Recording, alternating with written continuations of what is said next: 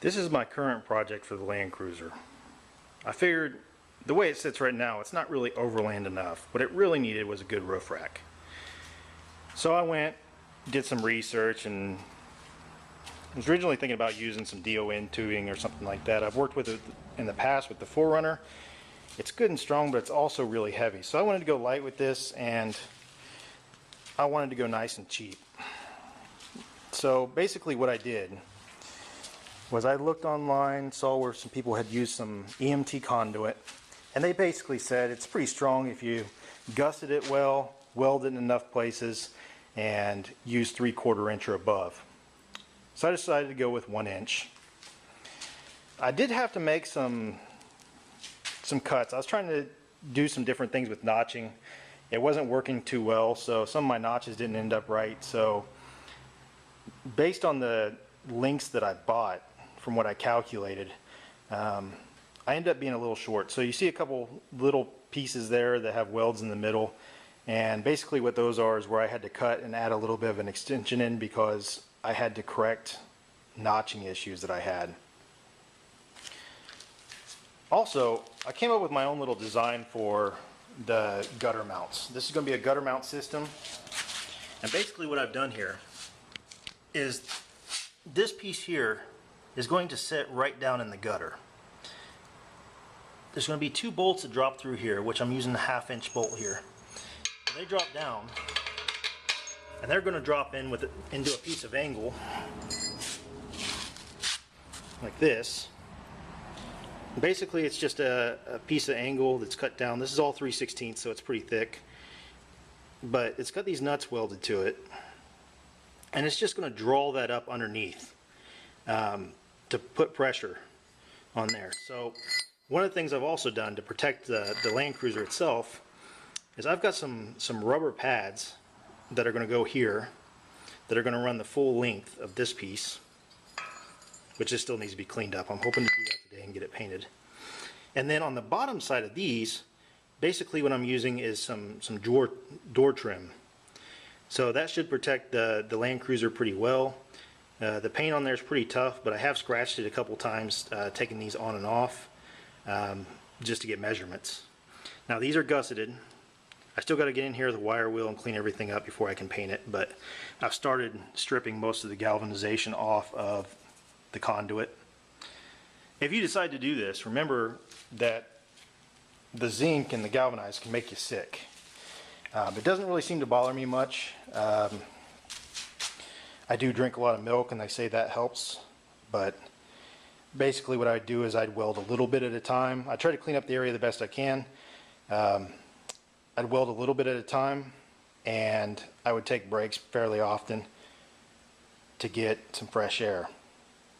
Now just to show you kind of how strong this is, even on these pieces that I've cut here, I can stand on these and walk all the way across these with very little flex. So I'm not really worried about any load that I have up there bouncing as I go up and down the road and making contact with the top of the vehicle. I've got about 1 inch of clearance in the center section, and this is very sturdy. So even just being the 1 inch conduit, very sturdy.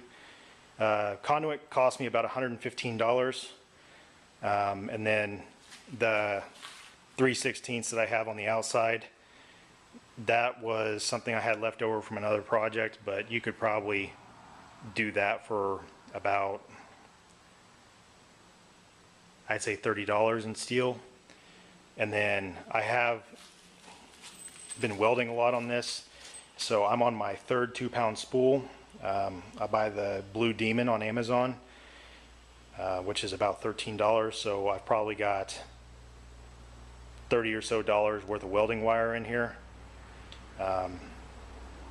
So yeah, so it's probably going to be under 200 bucks total for this, and it's, you know, it fits well to my vehicle. It's designed specifically for my FJ80, and you know, runs the whole length, and even has this gap up here that I left where I can still open and close my sunroof. And basically I've been stuck in situations before where it was hard to get out of a vehicle, and I just want to be able to escape from the sunroof if that's my only option. You know, be able to have a breaker in there, break the glass, and go up or down in some instances through the sunroof. Now this is a little curved light bar that my wife bought me for Christmas. It's 53 inch.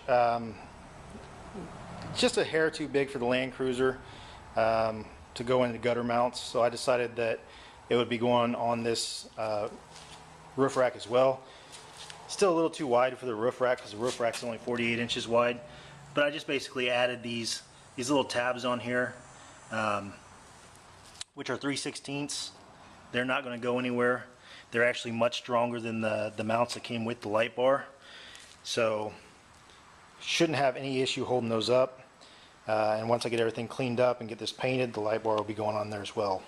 And I also I do have a large scale, so I'm gonna weigh the whole thing before I put it on, just so you know how much the conduit weighs.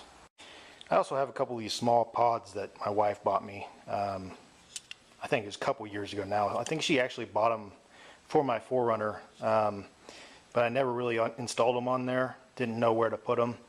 So these are actually going to go on the rear of the roof rack here. And I just got these small 1/8 tabs here, and it's just basically a tab welded straight in.